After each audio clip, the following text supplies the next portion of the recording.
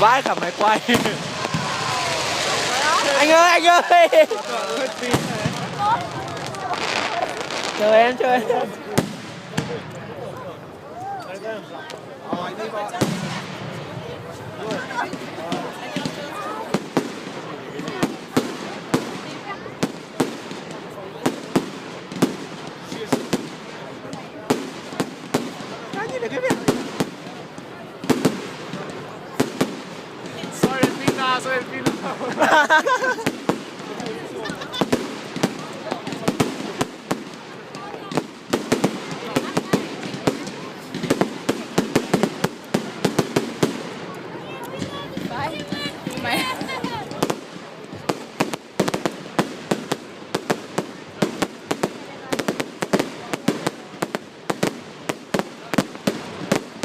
Em quay rồi, anh quay làm gì nữa?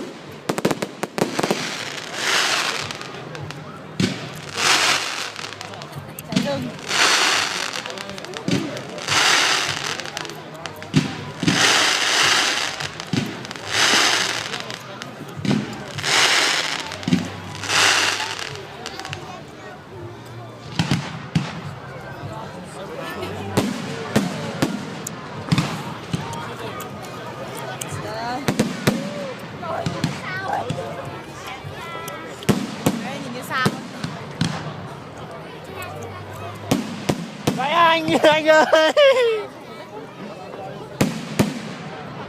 Quay phim mới bay lùi chứ. Ôi nhờ. Gì thế? Bấm chuột được nhiều lần đấy. Anh tự sướng à?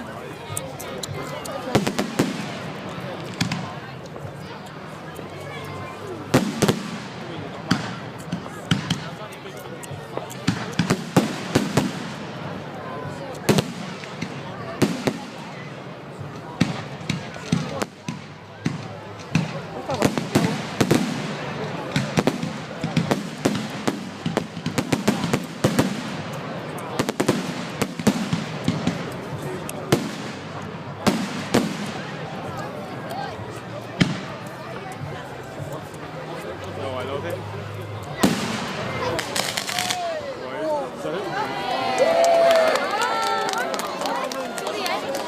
Câu nai à?